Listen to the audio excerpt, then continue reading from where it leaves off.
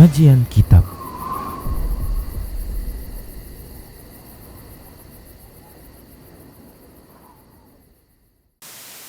Assalamualaikum warahmatullahi wabarakatuh. Innal hamdalillah nahmaduhu wa nasta'inuhu wa nastaghfiruh wa na'udzu billahi min shururi anfusina wa sayyiati a'malina. May yahdihillahu fahuwal muhtadi wa may yudlil falan tajida lahu waliyyan mursyida. Asyhadu an la ilaha illallah wahdahu la syarika lah wa asyhadu anna Muhammadan abduhu wa rasuluh alladzi la nabiyya ba'dah. Wa qala Allah subhanahu wa ta'ala ya ayyuhalladzina amanu taqullaha haqqa tuqatih wa la tamutunna illa wa antum muslimun. Wa qala azza man qala ya ayyuhalladzina amanu taqullaha wa qulu qawlan sadida yuslih lakum a'malakum wa yaghfir lakum dhunubakum wa man yuti'illaha wa rasulahu faqad faza fawzan 'azima. Ya ayyuhan nasu taqu rabbakumul ladzi khalaqakum min nafsin wahidah wa khalaqa minha zawjaha wa batha minhuma rijalan katsiran wa nisaa'a wattaqullaha alladzi tasaaluna bihi wal arham innallaha kana 'alaikum raqiba. Amma ba'du, inna astaqal hadithi kitabullah wa khairal hadi hadi Muhammad sallallahu alaihi wasallam wa syarrul umur muhdatsatuha wa kullu muhdatsatin bid'ah wa kullu bid'atin dhalalah wa kullu dhalalatin finnar. Kaum muslimin dan kaum muslimat, para pemerhati Roja TV dan pendengar radio Roja dimanapun Anda berada, alhamdulillah kembali kita bertemu dalam pembahasan perjalanan setelah kematian yang kita ambil dari kitab Qiyamatul Kubra. Para pemirsa rahimani Allah wa iyyakum, kita sudah membahas bagaimana kondisi orang-orang kafir, orang-orang yang mensekutukan Allah Subhanahu wa taala. Kita juga sudah membahas bagaimana kondisi orang-orang muslim yang suka melakukan kemaksiatan, yang suka melakukan dosa-dosa besar. Dan kita sudah selesai juga membahas terkait dengan bagaimana kondisi orang-orang yang bertakwa nanti di hari kiamat. Kesempatan kali ini insya Allah kita akan bahas terkait dengan syafaat. Dan ini terjadi di saat dimulai saat manusia berada di padang mahsyar. Kita sudah pelajari bagaimana kondisi yang padang mahsyar yang sangat mengerikan. Bagaimana malapetaka yang menimpa manusia di padang mahsyar. Seperti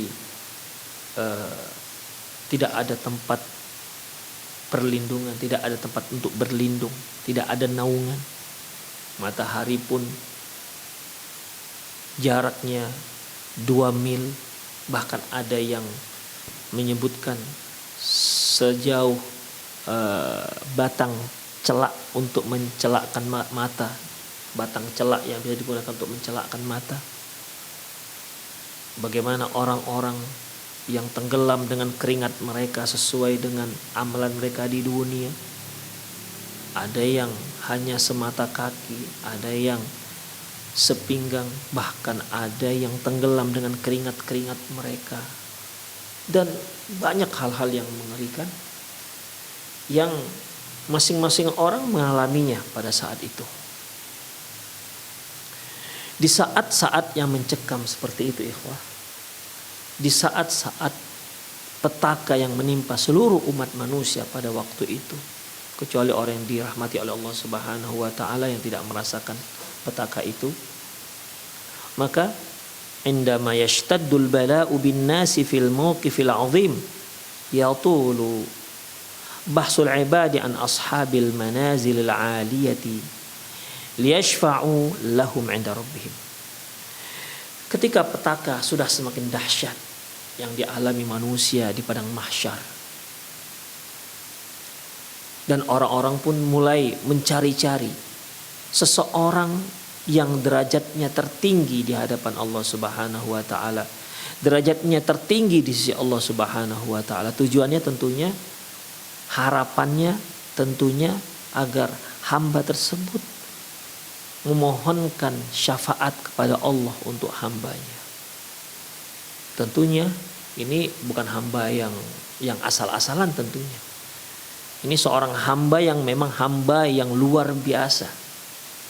Posisinya juga tidak nabi biasa, tidak rasul biasa, harus memang nabi, rasul yang luar biasa, yang tertinggi posisinya di sisi Allah dibandingkan seluruh manusia-manusia yang lain secara mutlak.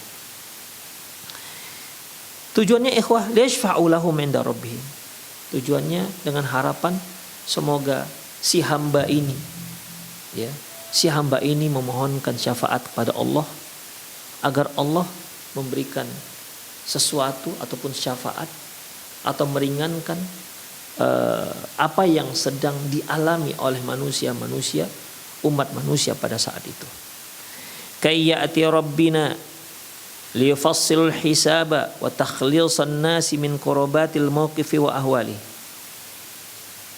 Agar dia mendatangi Allah, dia datang menghadap pada Allah. Jadi ini yang dicari adalah utusan umat manusia secara mutlak. Perwakilan umat manusia secara mutlak. Juru bicara umat manusia secara mutlak. Mulai dari Nabi Adam sampai makhluk manusia yang terakhir. Inilah yang akan dicari, yaitu perwakilan satu orang ini untuk mewakili semua atas nama semua manusia. Bayangkan ikhwah. Tentunya ini bukan seorang yang sembarangan ya. Perwakilan untuk seluruh umat manusia. Sedangkan kalau kita memberikan perwakilan untuk atas nama negara, harus melalui seleksi yang luar biasa. Atau atas nama benua. Apalagi ini bukan atas nama tempat, tapi atas nama seluruh umat manusia, min awalihim ila akhirin, dari yang awal sampai yang terakhir. Dialah yang nanti akan ditunjuk sebagai perwakilan menghadap Allah Subhanahu wa taala, yang akan berbicara di hadapan Allah Subhanahu wa taala apa yang diinginkan oleh manusia. Ini orangnya. Ini tugas yang akan diemban oleh orang yang akan ditunjuk nantinya. Agar Allah Subhanahu wa taala, permintaannya itu agar hisab disegerakan, ya. Karena di posisinya sedang menunggu, ikhwah. Posisinya manusia pada saat itu sedang menunggu kapan dimulai dihisab. Agar jelas mana yang posisinya neraka dan mana yang posisinya surga. Bayangkan ikhwah, dalam masa menunggu saja petaka itu sudah luar biasa. Padahal belum tentu mereka masuk surga. Demikian. Tapi menunggu itu saja sudah merupakan satu kondisi yang sangat mengerikan. Sangat menakutkan. Beban yang sangat luar biasa yang sedang dialami anak-anak Nabi Adam alaihissalam. Ingat, dalam kondisi seperti ini dia sudah seperti itu kondisinya. Beratnya luar biasa. Padahal dia belum tahu apakah dia nanti menjadi penduduk neraka ataukah jadi penduduk surga. Inilah yang nanti ikhwah, ya, yang akan berbicara di hadapan Allah Subhanahu wa taala agar mereka bisa selesai dari petaka di padang mahsyar. Kemudian fayatlubuna min abihim Adam ayyaquma bihadhil muhimmatil kabirati wa yudzakirunahu bifadlihi wa ikramihi lahu wa ikramillahi lahu. Maka mereka pun mendatangi Nabi Adam sebagai ayah umat manusia. Dialah yang diinginkan oleh anak-anak Adam, oleh umat manusia. Ya, karena dia adalah bapak umat manusia. Guna untuk mengemban tugas yang luar biasa berat ini. Tugas yang besar ini, ikhwah. Dia perwakilan seluruh umat manusia. Kemudian orang-orang pun menyebutkan kenapa mereka memilih Nabi Adam alaihissalam. Mereka pun menyebutkan bagaimana keistimewaan Nabi Adam alaihissalam, seperti Allah menciptakan dia dengan tangannya langsung. Kemudian Allah memuliakan Nabi Adam alaihissalam dengan menyuruh malaikat sujud kepada Nabi Adam. Intinya mereka pun menyebutkan kenapa apa alasannya mengapa mereka memilih Nabi Adam, dengan alasan-alasan yang konkret, yang jelas. Demikian. Jadi bukan asal angkat. Ya, bukan asal angkat, tapi memang Nabi Adam memiliki keistimewaan di sisi Allah Subhanahu wa taala, dan itu tak terbantahkan. Tidak ada seorang pun yang tidak ada seorang pun yang membantah. Oh, nggak bisa Nabi Adam, nggak bisa Nabi Adam, nggak bisa ini diangkat jadi perwakilan kita. Nggak ada. Semua sepakat bahwasanya yang layak pada saat itu adalah Nabi Adam alaihissalam, dengan keistimewaan yang Allah berikan kepada Nabi Adam alaihissalam seperti yang telah kita sebutkan tadi. Namun faya'ba wa ya'tadir, Nabi Adam enggan dan tidak mau. Ya. Beliau ternyata merasa ada sesuatu yang mengganjal. Beliau merasa beliau kurang tepat, kurang pantas untuk mengemban tugas yang besar ini. Demikian ikhwah, seorang nabi, mereka tahu kondisi dia. Seorang rasul tahu bagaimana kesalahan-kesalahannya ikhwah.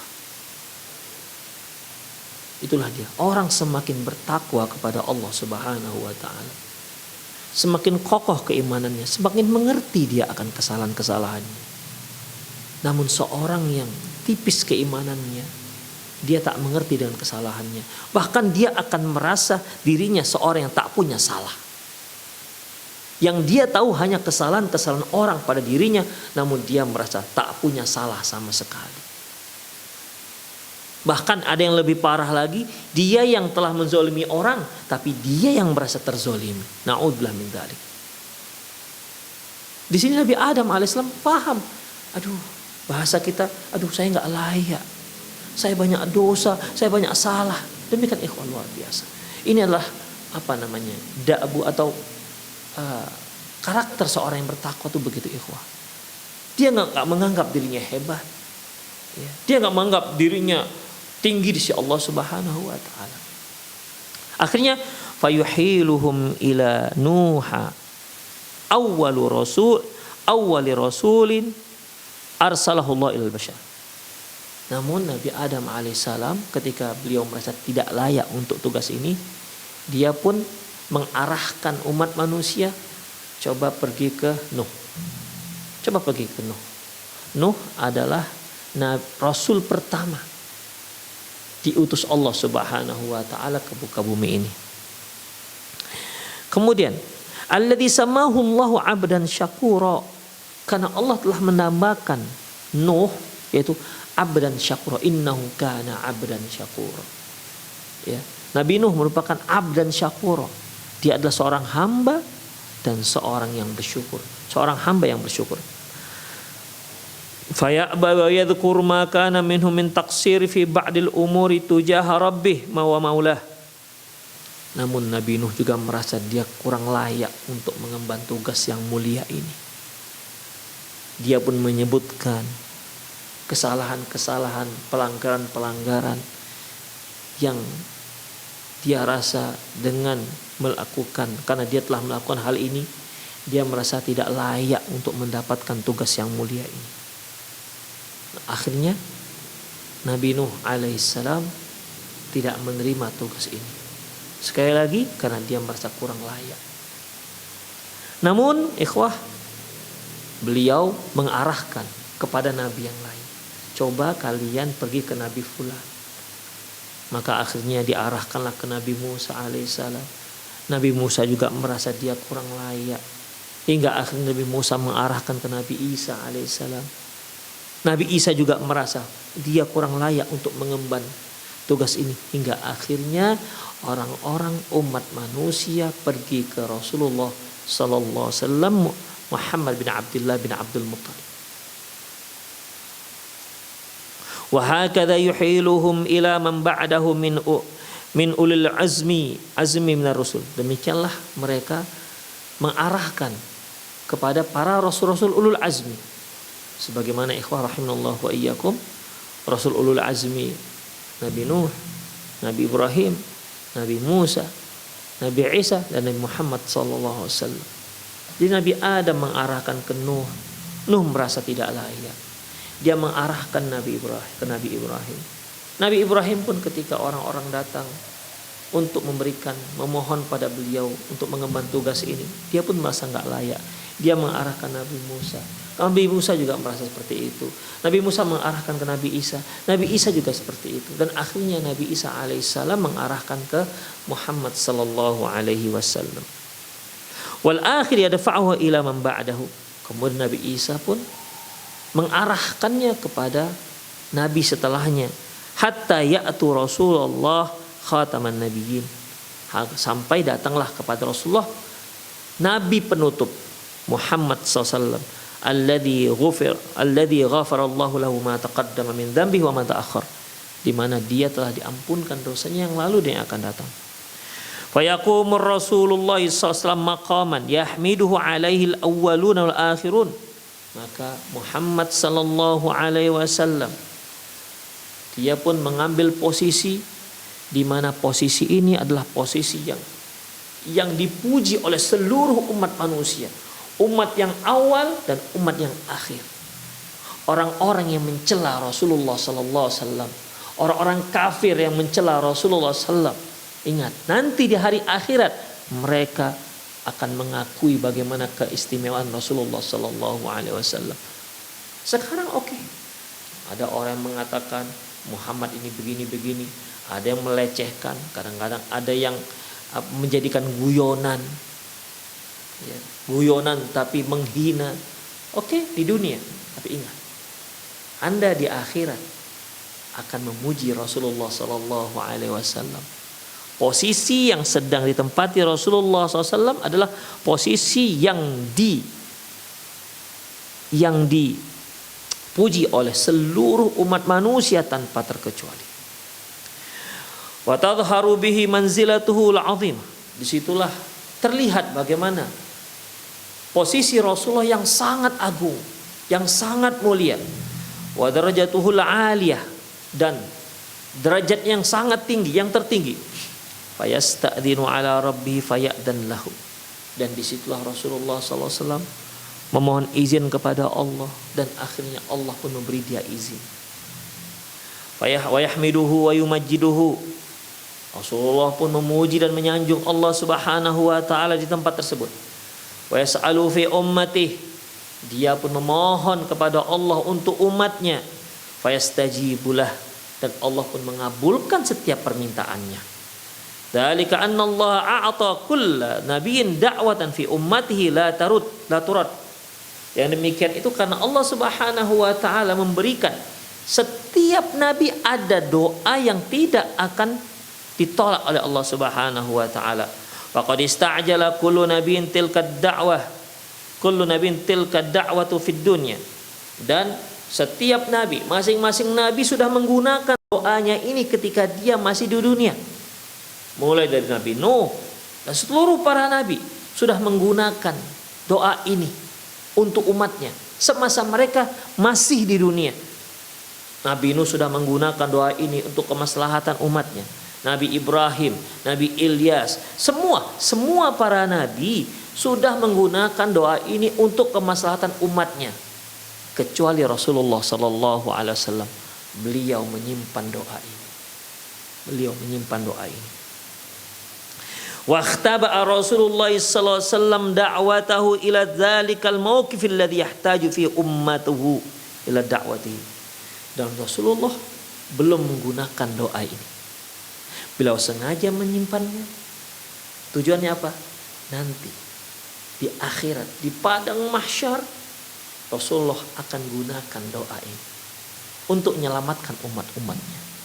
Subhanallah. Cinta Rasulullah sallallahu alaihi wasallam kepada umatnya.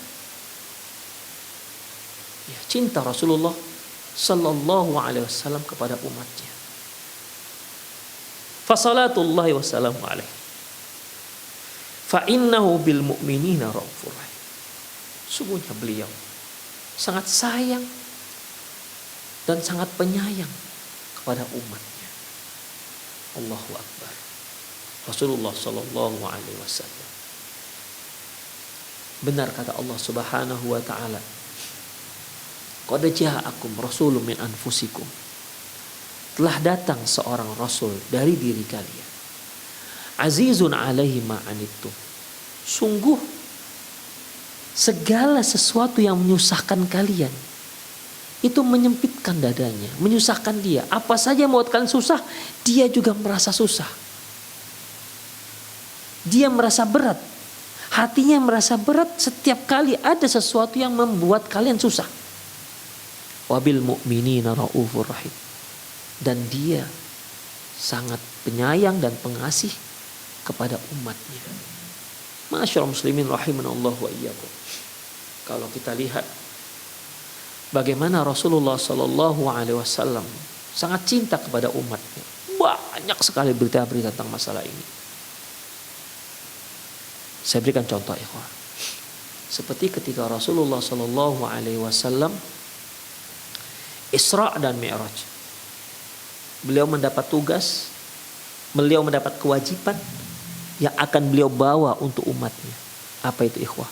Salat sebanyak 50 kali sehari semalam. Bayangkan, 50 kali sehari semalam.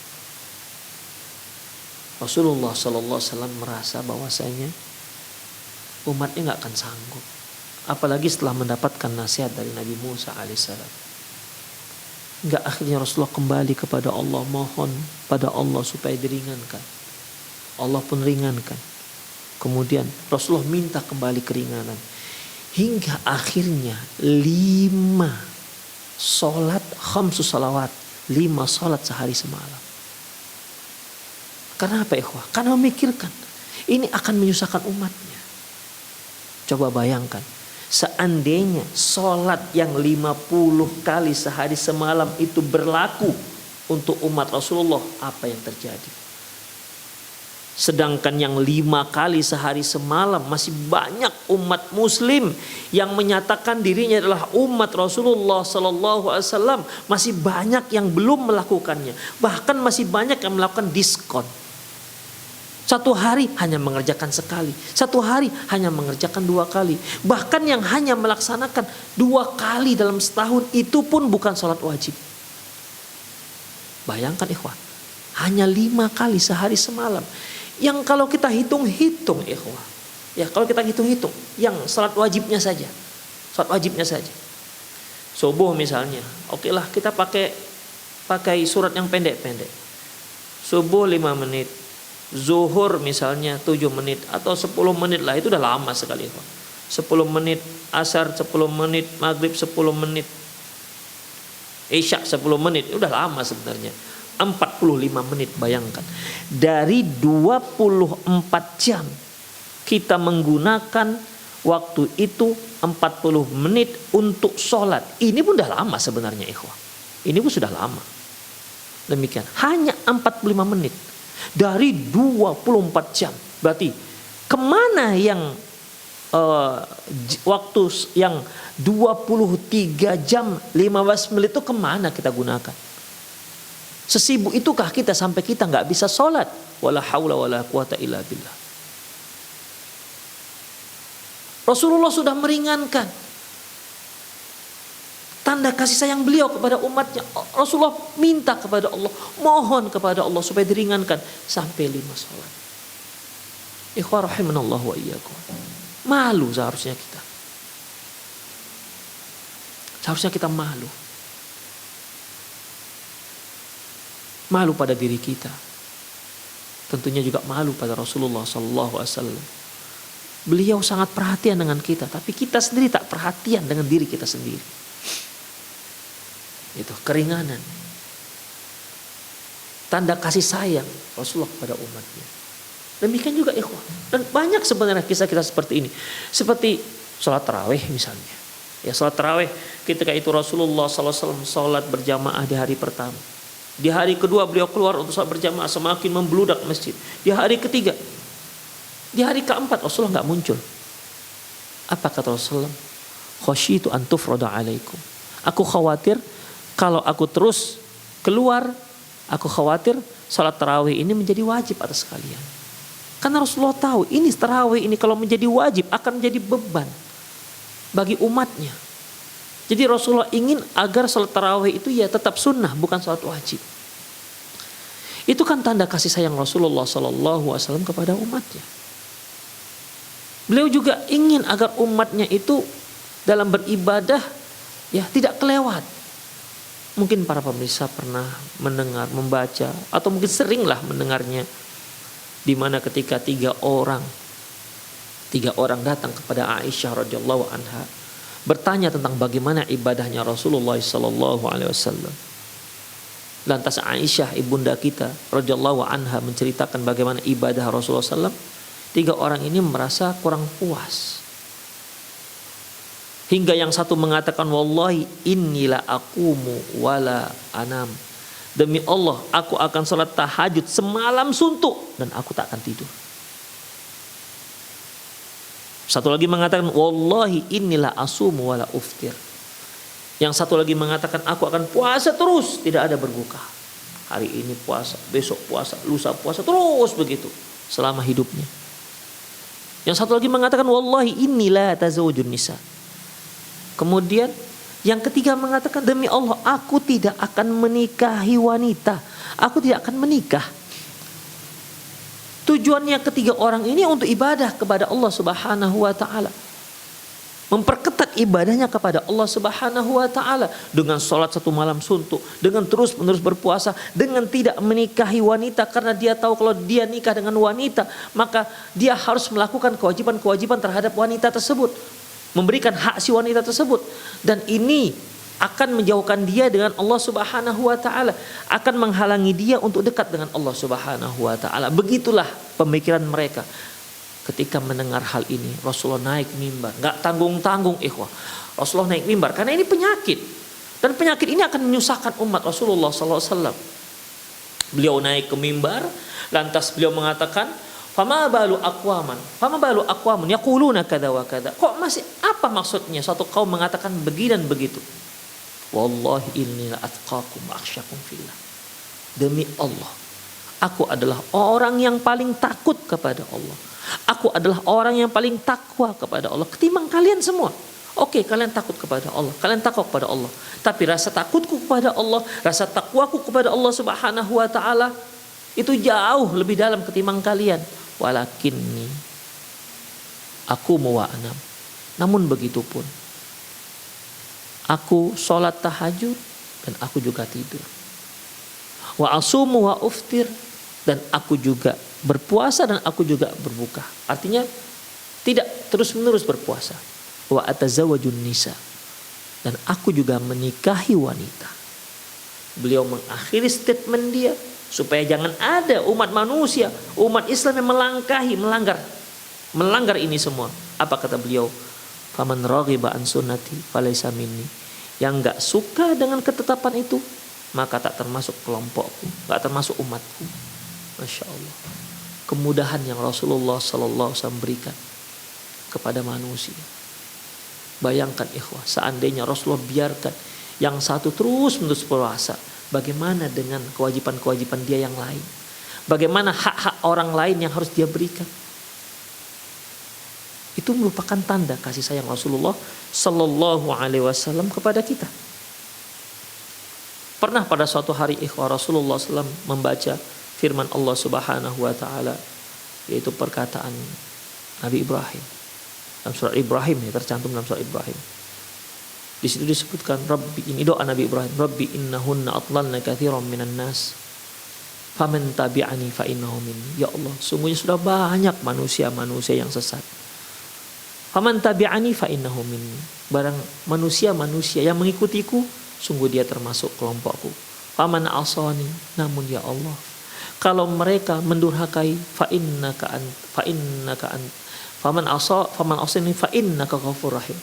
Namun bagi mereka yang mendurhakaimu ya Allah, mendurhakai aku ya Allah, tidak mau menuruti aku ya Allah.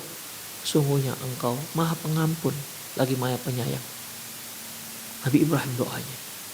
Kalau mereka yang taat termasuk aku, tapi ya Allah, kalau seandainya mereka mendurhakaiku, sungguhnya Engkau Maha Pengampun. Doa Nabi. Demikian juga Rasulullah SAW ketika membaca firman Allah Subhanahu wa taala tentang ucapan ataupun doanya Nabi Isa alaihissalam. In tu'adzibuhum fa innahum ibadu. Ya Allah, apabila Engkau menghukum mereka, mengadab mereka, fa innahum ibadu. Sungguhnya mereka itulah hamba-Mu. Wa in taghfir lahum.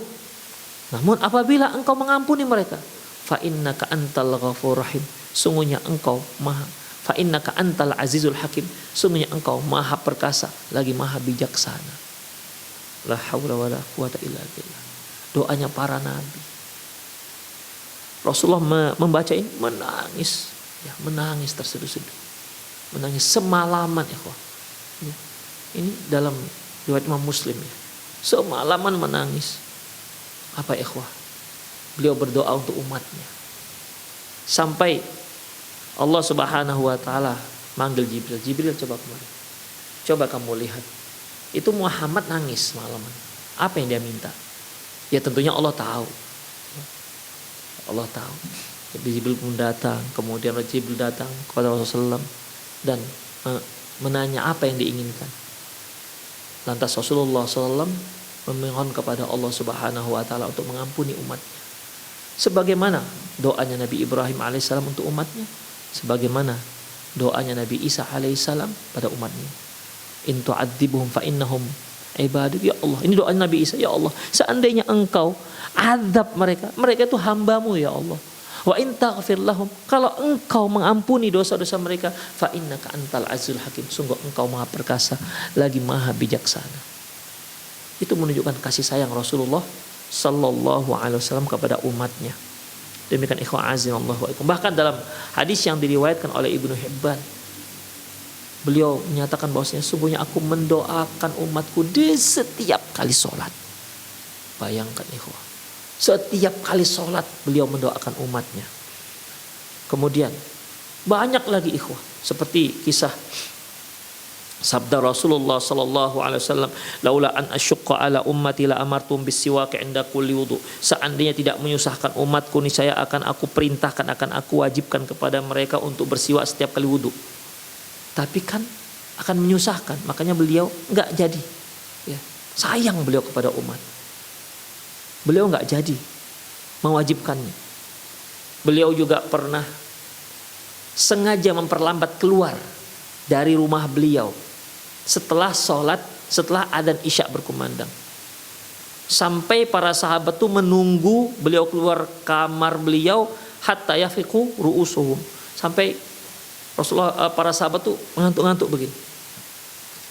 Tak lama kemudian keluar Rasulullah sallallahu alaihi wasallam dan mengatakan, seandainya tidak menyusahkan umatku, niscaya aku perintahkan sholat Isya di waktu ini, hampir tengah malam.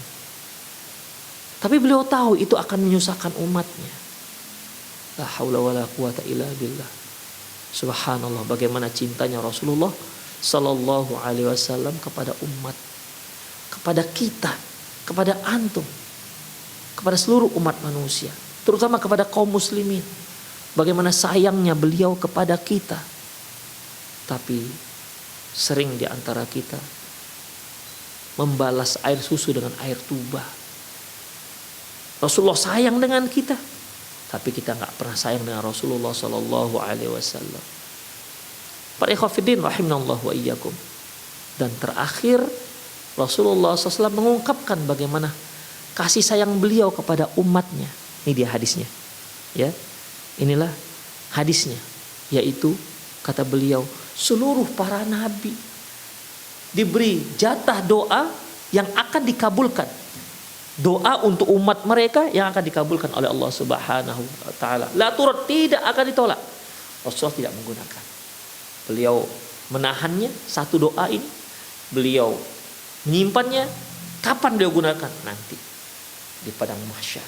nanti di hari akhirat beliau gunakan doa ini untuk umat beliau. Insyaallah. Itulah Rasulullah sallallahu alaihi wasallam. Qad ja'akum rasulun min anfusikum. Sungguh sudah datang seorang rasul dari diri kalian. Azizun alaihi ma anittum. Segala perkara yang menyusahkan kalian, membuat hatinya berat.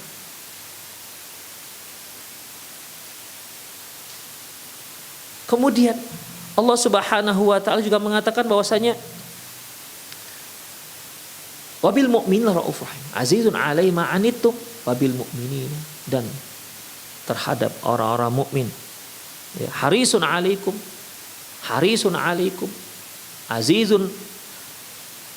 azizun, dan dia merasa bahwasanya azizun alaihi ma anittum, bahwasanya beliau akan merasa berat hatinya atas sesuatu yang memberatkan kalian. Harisun alaikum, dia berupaya apa saja yang bisa bermanfaat untuk kalian, yang bisa meringankan kalian. Wabil mu'minina raufur rahim, dan dia penyayang, pengasih terhadap orang-orang beriman. Itulah Rasulullah sallallahu alaihi wasallam. Wa qad thabata fi sahihai al-Bukhari wa Muslim, disebutkan dalam kitab Sahih Bukhari Muslim, an Anas bin Malik radhiyallahu anhu, dari Anas bin Malik radhiyallahu anhu, qala, dia berkata, qala Rasulullah sallallahu alaihi wasallam, Rasulullah sallallahu alaihi wasallam bersabda, kullu nabiyyin sa'ala su'alan au qala li kulli nabiyyin da'watun da'aha li ummati. Beliau mengatakan seluruh nabi atau setiap nabi memiliki satu permintaan kepada Allah Subhanahu wa taala. Dalam riwayat yang lain yaitu setiap nabi punya satu doa yang digunakan untuk mendoakan umatnya, untuk kebaikan umatnya. Wa inni ikhtaba'tu da'wati syafa'atan li ummati yaumil qiyamah. Dan aku sengaja menyimpan doa ini yang nanti akan aku jadikan syafaat untuk menolong umatku di hari kiamat. Bayangkan ikhwah, bagaimana pemikiran Rasul yang jauh ke depan, bahkan melampaui batas dunia. Kebaikan, ingin kebaikan tidak hanya di dunia, tapi ingin kebaikan untuk umatnya di hari akhirat. Bayangkan ikhwah. Ya. Sebagaimana yang sudah kita fahami bahwasanya ketika Rasulullah sallallahu alaihi wasallam memberikan kita tuntunan-tuntunan, mengajarkan kepada kita sunnah-sunnah untuk kehidupan kita seharian, itu kan semuanya atas dasar maslahat untuk kita. Dan semua syariat Islam itu begitu. Setiap apa yang diperintahkan, apalagi sampai diwajibkan, itu pasti perkara bermanfaat dan baik untuk kita. Dan setiap perkara yang dilarang, apalagi sampai diharamkan, itu berarti perkara tersebut bermudarat, ada bahayanya ketika kita melakukannya. Rasulullah membimbing kita aturan-aturannya, sunnah-sunnahnya, mulai dari beliau bangun tidur sampai tidur kembali, bahkan cara tidur pun, ketika mimpi di saat tidur pun beliau memberi kita bimbingan-bimbingan untuk bekal kita agar sukses di dunia dan sukses akhirat. Fid dunya hasanah wa fil akhirati hasanah. Dunia nyaman dan akhirat juga nyaman. Dengan apa? Dengan melaksanakan sunnah-sunnah yang telah beliau ajarkan kepada kita. Tidak ada satu lini kehidupan pun kecuali Rasulullah telah membimbing kita bagaimana cara menghadapinya. Para pemirsa Roja TV dan pendengar Radio Roja dimanapun Anda berada, itulah kasih sayang Rasulullah SAW. Sampai sengaja beliau menyimpan satu doa yang nanti akan beliau gunakan untuk menyelamatkan umat beliau nanti di hari akhirat.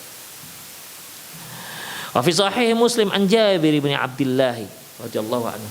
Dalam kitab Sahih Muslim dari Jabir bin Abdullah, anna Nabiy sallallahu alaihi wasallam qala, bahwasanya Nabi sallallahu alaihi wasallam bersabda, li kulli nabiyyin da'watun da'aha biha fi ummati. Setiap nabi ada doa yang mereka panjatkan untuk umatnya. Setiap nabi ada doa ya yang tidak akan ditolak oleh Allah. Doa ini untuk kemaslahatan umat para nabi tersebut, dan itu sudah dilakukan.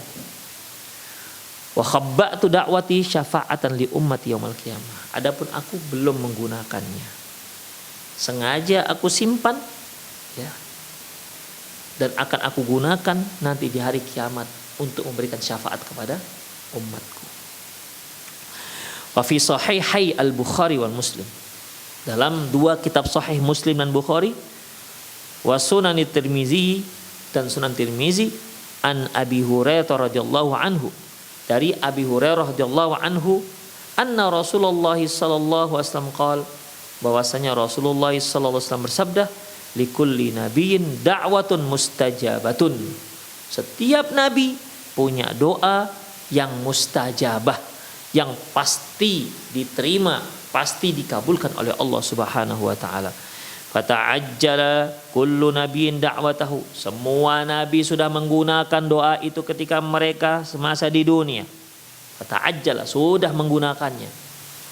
Wa inni ikhtaba'tu da'wati syafa'atan li ummati yaumil qiyamah. Adapun aku sengaja menyimpannya. Aku sengaja menyimpan doaku ini. Kapan aku gunakan? Nanti di hari kiamat sebagai syafaat untuk umatku. Fahiyana ilatun insyaallah man mata min ummati la yusyriku billahi syai'a. Dan doa ini akan dirasakan oleh seluruh umatku yang meninggal yang tidak mensekutukan Allah dengan apapun. Syaratnya itu, ikhwan. Mereka yang ingin mendapatkan syafaat Nabi sallallahu alaihi wasallam, doa yang satu, doa yang sengaja Rasulullah siapkan untuk di hari akhirat, ini hanya yang berhak mendapatkan doa ini, yang berhak untuk mendapatkan manfaat dari doa ini hanya umat beliau yang meninggal tidak mensekutukan Allah Subhanahu wa taala. Karena memang dosa syirik, la haula wala quwata illa billah, itu luar biasa, ikhwah. Dosa syirik itu luar biasa. Sampai Allah mengatakan, innallaha la yaghfiru ay yushraka bihi wa yaghfiru ma duna dzalika liman yasha. Sesungguhnya Allah tidak akan mengampuni dosa berbuat syirik. Wa yaghfiru ma duna dzalika liman yasha, dan masih mengampuni dosa selain syirik bagi siapa yang Dia kehendaki. Bahayanya dosa perbuatan syirik. Allah juga menyebutkan, wa ma yu'minu aktsaruhum billahi illa wa hum musyrikun. Berapa banyak mereka beriman kepada Allah kecuali mereka berbuat syirik. Jadi mereka beriman kepada Allah tapi juga mereka berbuat syirik. Seperti kaum muslimin, dia muslim tapi masih berbuat syirik. Masih berbuat syirik. Masih memohon kepada Nyi Roh Kidul, masih memohon kepada jin-jin, masih menggunakan jimat-jimat, masih datang ke dukun-dukun. Yang jelas-jelas Rasulullah mengatakan, man atakahinan aw arrafan fasaddaqahu faqad kafara bima unzila ala Muhammad. Barang siapa yang mendatangi tukang ramal, yang mendatangi dukun, lantas dia percayai, maka dia telah kafir dengan apa yang dibawa oleh Rasulullah SAW. Demikian ikhwah. Ini sudah dilarang dalam Islam. Ini perbuatan syirik. Belum lagi yang namanya jimat-jimat, belum lagi yang namanya sesajian-sesajian. Demikian ikhwah, jimat yang dipakai. Ada yang merasa karena dia adalah huruf-huruf Arab berarti dibolehkan. Tetap tidak boleh. Ikhwah, barang siapa yang mengakui jimat itulah yang menolak balanya, jimat itulah yang menolak penyakitnya, maka dia jatuh pada syirik besar, murtad dia. Namun kalau dia meyakini bahwasanya ini hanya sekedar wasilah, tak sampai pada syirik besar, tapi telah jatuh pada syirik kecil. Demikian ikhwah rahimanallah wa iyyakum. Dan doa Rasulullah sallallahu alaihi wasallam itu hanya untuk umatnya yang meninggal tidak berbuat syirik. Syirik ini luar biasa, ikhwah. Seluruh para nabi, dakwah mereka sama, yaitu ani'budullah wajtanibut taghut. Sembahlah kalian, sembah kalianlah Allah, dan jauhkan dari kesyirikan, jauhkan dari tauhid. Demikian ikhwah. Nabi Ibrahim saja Sangkin takutnya beliau dengan kesyirikan ini, apa doanya? Nabi Ibrahim, seorang yang kaliber Ibrahim, derajatnya dari Ibrahim, Yang kata Allah, yang kata Rasulullah, innallaha ittakhadhani khalila kama ittakhadha Ibrahim khalila. Sungguhnya Allah telah menjadikan aku sebagai kekasih sebagaimana Allah telah menjadikan Nabi Ibrahim sebagai kekasihnya. Apa doa Nabi Ibrahim? Wajnubni wa baniya an na'budal asnam. Ya Allah, jauhkan aku dan anak keturunanku dari menyembah berhala. Apakah dalam pemikiran kita pernah terlintas Nabi Ibrahim akan menyembah berhala? Kita lihat bagaimana anak-anak Nabi Ibrahim. Siapa anak-anaknya? 2 orang anak beliau, Nabi dan Rasul, Ishak dan Ya'qub. Ishak dan Nabi Ismail alaihissalam. Ishak punya anak namanya Ya'qub. Ya'qub punya anak namanya Yusuf. Dan dari keturunan Ya'qub inilah ikhwah banyak diangkat menjadi nabi dan banyak diangkat menjadi Rasul. Demikian ikhwah. Itulah Nabi Ibrahim alaihissalam. Kekhawatiran beliau terhadap kesyirikan. Wajnubni wa baniya an na'budal asnam. Ya Allah, jauhkan aku dan anak-anakku, anak cucuku dari menyembah berhala. Begitulah mereka, ya, begitulah mereka sangat perhatian, sangat sensitif dengan yang namanya kesyirikan. Pernah satu kali Rasulullah Shallallahu Alaihi Wasallam melihat seorang sahabat memakai gelang kuningan, namanya Imran bin Husain radhiyallahu anhu. Ketika itu Rasulullah bertanya, "Mahada? Apa ini gelang ini?" Kata Imran bin Husain radhiyallahu anhu, "Untuk menolak penyakit. Aku pakai ini untuk menolak penyakit." Apa kata beliau? "Inzaha fa innaha la taziduka illa wahnan." Lepaskan, buang dia. Karena gelang yang kamu pakai tidak akan menambahmu kecuali kamu akan semakin lemah. Jadi kalau kamu pakai ini bukan semakin sehat, bahkan semakin lemah. Fa innaka, perhatikan di akhir kalimat beliau, fa innaka law mutta, kalau mati dalam keadaan seperti ini, fa innaka law mutta wa hiya alaika ma aflahta abada. Kalau kamu mati dengan memakai gelang ini, maka kamu tak akan pernah beruntung selamanya. Ikhwah, tak akan pernah beruntung selamanya. Orang bisa tak beruntung di dunia, tapi dia bisa beruntung di akhirat, ikhwah. Tapi kalau di dunia tak beruntung, di akhirat juga tak beruntung. Apalah nasibnya orang ini? Ketika dia tak beruntung, sedih dia di dunia, banyak sedih. Ya. Sebagaimana hadis Rasulullah, sungguhnya orang bahagia yang di akhirat mereka yang banyak sedih di dunia. Tapi kemungkinan dia bisa bahagia di hari akhirat. Tapi kalau sedih di dunia, tak beruntung di dunia, akhirat juga tak beruntung. Apalah nasibnya? Apa ada nasib yang lebih buruk dibandingkan ini, ikhwah? Orang yang tak beruntung di hari akhirat, mereka yang Allah masukkan ke dalam neraka dan dia kekal selamanya, ikhwah. Mereka yang berbuat maksiat masuk ke dalam neraka, kemudian suatu hari akan dimasukkan ke surga, masih ada keberuntungan karena di akhirnya masih masuk ke dalam surga.